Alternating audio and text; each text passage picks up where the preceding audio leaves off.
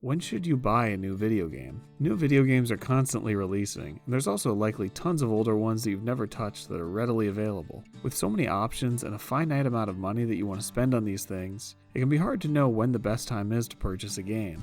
Here, I'm going to run through the different priorities you may have when looking to get a new game, and the different stages of a game's life cycle that you can buy one in. Now, when you're deciding whether or not to buy a game, you have four main factors to think about. First of these factors is price. The lowest price possible is obviously ideal, but you also have to consider prices in the future. You're trying to hit the sweet spot, when it'll be at its lowest. But the thing is, there's a curve to the price of a lot of games. They start out high at a full retail price of $60 or $70, then they dip over time as they go on sale, and then sometimes they rise back up when they're out of print and maybe become a collectible. For some game collectors, price is the only thing they consider when buying a game. They'll just put it on the shelf or in a box and never play it. I think when you're considering the price a game is at and what's worth it to you, you have to think about how much enjoyment you'll get out of it and if that's worth it at whatever current price it is. Another big thing to consider when buying a game is support for the developers or series. The one thing that'll really keep a series going is if it sells a lot. If a game doesn't sell very well, it's unlikely to ever get a sequel or a re-release. If you ever think about an older game series and wonder why we haven't had an entry in a while, sales are likely the main reason for that. You could also buy a game to support the development team themselves, but that's way less common than buying to support a franchise. Another reason to buy a game at a certain time that's more relevant in recent years is the online discourse. Certain games create a really big splash online when they're a new release. Think about games like Mario Maker, Elden Ring, Breath of the Wild, and Animal Crossing. Now, part of that is not wanting to be spoiled, but there's also a deeper connection there. Being part of the conversation, discovering secrets, and seeing others' responses to things you've experienced is almost as big of a part of video games as actually playing the games. In this way, games have really become a social phenomenon in a way that they weren't until the mid-2010s. There was always talk about games online, but never at the level we're seeing now. Now, this factor is especially true for online multiplayer games. If you wait too long, the servers might be shut down, or there might simply be no one online to play with. And of course, the last factor to consider when you're deciding whether to buy a game is that you just want to play it. Maybe it looks fun, or maybe it's a sequel to something you really enjoyed. This is probably what you should focus the most on, but it's hard not to let these other parts seep into your brain. When you're making a decision, you're going to have to compromise on some of these factors. Unless you're getting a new game as a gift on the day of release, you're not going to be able to have your cake and eat it too. And what you prioritize should depend on what type of game it is. Maybe it's a game you'll be confident will go on sale in a few months, or maybe it's a game with a really active online multiplayer scene that you want to jump in on right away. And so the different time periods in which you buy a game can be divided into 4 stages: pre-order, launch window, post-launch, and retro. The main thing that sets the pre-order stage apart from the others is you're paying for it before seeing reviews or even many trailers. You're essentially putting money down with all risk and no reward. I think pre-ordering makes sense for a piece of hardware that's probably going to sell out, but games barely go out of stock anymore, and even if they do, you can always get them digitally.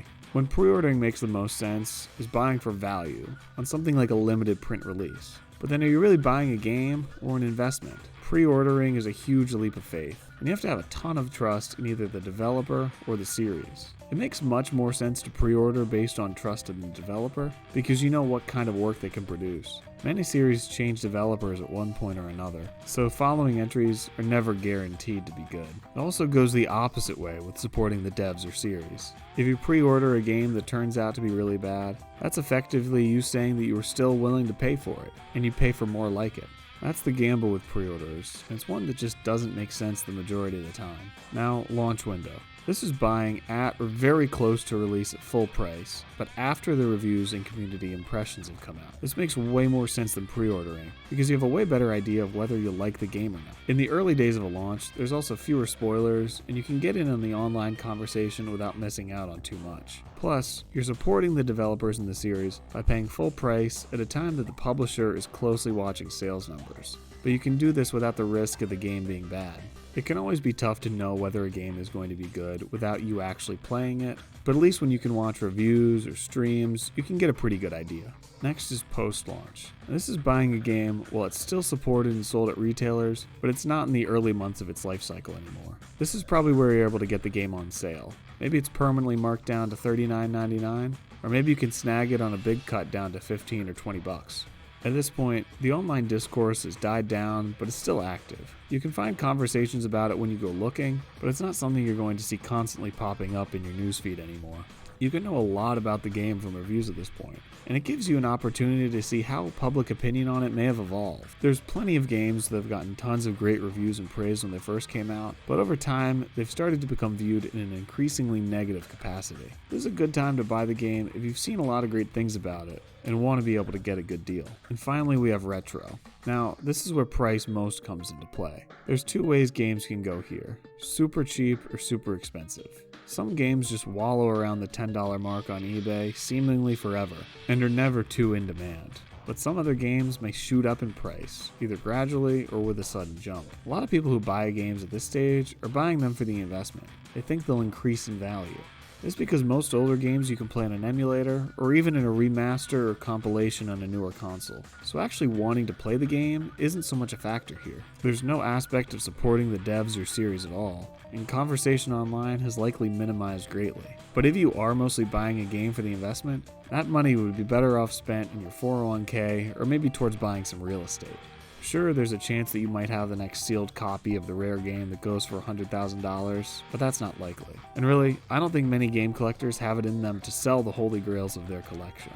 And it's not an investment if you never sell. Your games might be going up in value theoretically, but they're not actually worth anything unless you sell them. So how do you know which of these 4 stages is the right time for you? Well, it depends on the game. There's so much diversity across the gaming landscape right now, in terms of gameplay styles, game length, and art style, that there's no one-size-fits-all situation. You gotta think about what kind of game it is, what you want out of it, how you'll feel while waiting, and what else is coming out. When putting down money, whether it's $70 at Best Buy or $5 on Steam, you have to have careful consideration. Not considering as many angles as possible can lead to a slippery slope. It's important to remember that all video games will be things that you want, but never need, and what you spend on them in life should reflect that.